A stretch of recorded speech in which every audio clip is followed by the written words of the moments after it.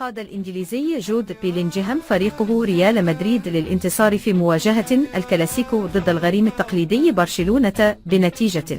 من 2-1 مساء اليوم السبت في إطار منافسة الجولة 11 من الليجا في معقل البوجران ملعب مونتجويك. سجل لبرشلونة جون دوجان في الدقيقة 6، بينما سجل لريال مدريد بيلينجهام هدفين في الدقائق 68 و90 زائد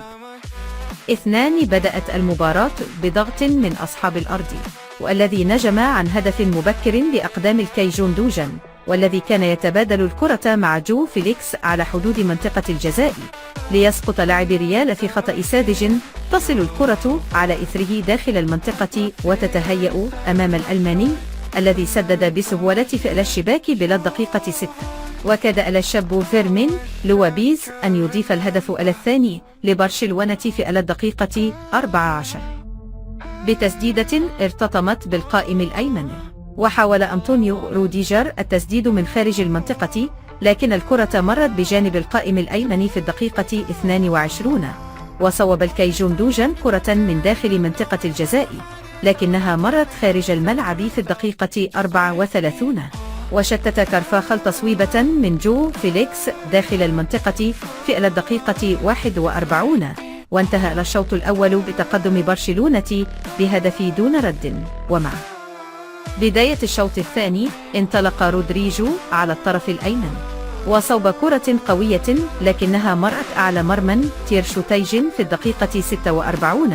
وكاد إنيجو مارتينيز أن يضيف الهدف الثاني لبرشلونة بتصويبة رأسية ارتطمت بالقائم الأيمن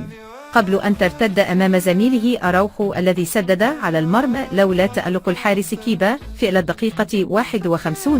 وقرر أنشيلوتي تنشيط صفوفه ودفع بكامافينجا بدلا من مندي كظهير أيسر، ثم مودريتش وخوسيلو بدلا من كروس ورودريجو على الترتيب،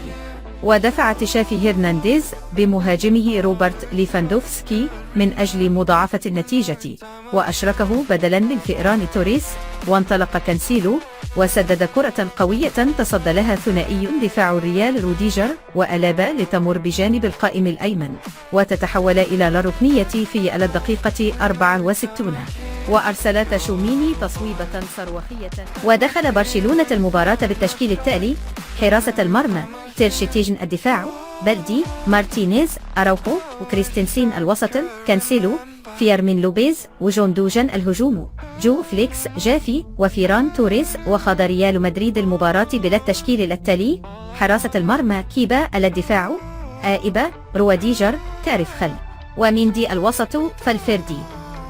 تشوميني وكروس، الهجوم بيلينجهام، فيانيسيوس جونيور ورودريجو. ويحتل ريال مدريد صدارة جدول ترتيب الدوري الإسباني برصيد 28 نقطة،